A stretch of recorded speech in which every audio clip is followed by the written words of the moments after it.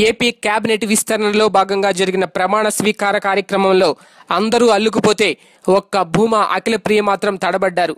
సాధారణంగా ఇలాంటి ప్రమాణ స్వీకారాల్లో ఒకరిద్దరు మాత్రమే కరెక్ట్గా చెప్పి మిగిలిన వారు తడబడుతుంటారు. కానీ ఈసారి మాత్రం అంతా రివర్స్లో జరిగింది. భూమా అఖిలప్రియ ప్రమాణం చేస్తున్న సమయంలో కొద్దిగా తడబడ్డారు. ప్రత్యక్షంగా అన్న పదాన్ని పలకాల్సిన చోట ఆమె 3-4 క్షణాలు ఆగాల్సి వచ్చింది. ఆ సమయంలో వెనకాల ఉన్న అధికారులు ఆ పదాన్ని పలకడంతో అఖిలప్రియ తన ప్రమాణాన్ని కొనసాగించారు.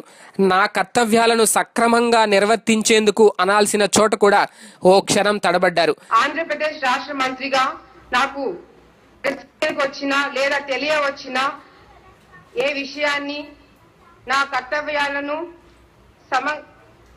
సక్రమంగా నిర్వహించేందుకు అవసరమైన మేరకు తప్ప ప్రత్యక్షంగా కానీ పరోక్షంగా కానీ ఏ వ్యక్తికి లేదా వ్యక్తులకు తెలియపరచనని లేదా వెల్లడించనని పవిత్ర హృదయంతో ప్రతిజ్ఞ చేస్తున్నాను.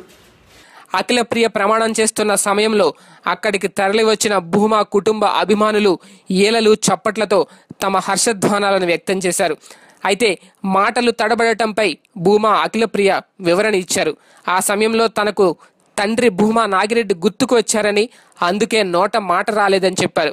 కొంచెం ఎమోషనల్ అయ్యానని, అందుకే ప్రమాణం మధ్యలో ఆగానని అన్నారు. అయితే మంత్రి అయిపోయిన భూమా అఖిలప్రియ విద్యాశాఖ మంత్రిగా కొనసాగే అవకాశం ఉంటుందనేది పలువురు విశ్లేషకుల అభిప్రాయం.